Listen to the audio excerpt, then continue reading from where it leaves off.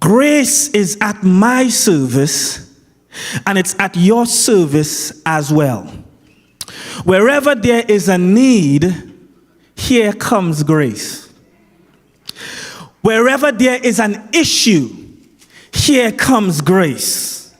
Wherever there is an emergency, you know, for those of us who live in Antioch, you know there's not a time in the day when some siren isn't going on. It's because some accident just took place, some shooting just took place, something just took place, and there are always some sirens flying going down the road. Well, if I had to put a picture to it, that's grace.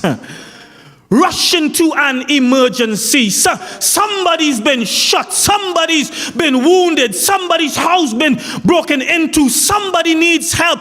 Grace comes running. Whenever there is a mess, God is saying to Paul, here comes grace. Have you ever been to the store? Maybe it's Walmart or Sam's, maybe BJ's. I don't know the store of your choosing, but whatever the store is, sometimes have you ever been to the store and you hear over the intercom, bing bong, spill on aisle 3? Now, you do have some employees that will take their time. But when you have somebody that's dedicated to the job, as soon as they hear boom boom, they perk up, because that means that there is some instruction that needs to be adhered to. So the person who has to take care of that, as soon as they hear bing boom, they perk up. They drop what they're doing, and then the command comes or the information comes, spill on aisle 3. And every now and then you might see somebody just walking through busy, or they might start to run or whatever. That's the picture of grace. When we have spilled in our lives, when there is a mess in our life, grace says, I am at your service. Watch this. I have to be done. Come with me. This is my last text. I promise you. Come with me really quickly to Romans chapter number 5. Romans 5. This is exciting. I don't know about you. This is exciting. Romans chapter 5. Make your way. Really, I want you to read all of chapter 5 on your own. But we're going to look at 17 through 20. Because what I want to suggest to us is not only is grace adequate. What I want to suggest to us is not only is grace sufficient. What I want to suggest to us not only is grace enough, but it is all sufficient. So here's what Paul says as he is writing to the brethren at Rome from our verse number 17. I don't have time to build all of it, but needless to say, what Paul is doing in chapter number 1, 2, and 3, he is talking about the fact that the language dictates. In chapter number 1, he's kind of spending a lot of his time in context, speaking concerning those people who came from a Gentile background. And he essentially says, those who were of a Gentile background, I want you to know that you have sinned. In chapter number 2, because you might have had some Jews turning their nose up at the Gentiles in context, he comes to chapter number 2 and he says in chapter number 2, guess what? Not only did the Gentiles sin, but you Jews too have sinned. And just in case there was back and forth with them, just arguing between each other, well, you sin, he gets to chapter number 3, verse number 20, and he says, for all have sinned and come short. So nobody has the capacity to look at anybody. But then in verse number 24, you remember this, he said, it's the grace of God that justifies us. So in chapter number 4, he talks a little bit more and he navigates chapter number 4 of the book of Romans. He navigates what it means to be justified by faith. But that brings us to chapter number 5. So in chapter number 5, he starts off by talking about the results of being justified by faith. And so he starts off in chapter number 5, verse number 1. Because we have been justified by faith in Jesus Christ, we have peace with God. In other words, we are no longer the enemies, Thomas, of God.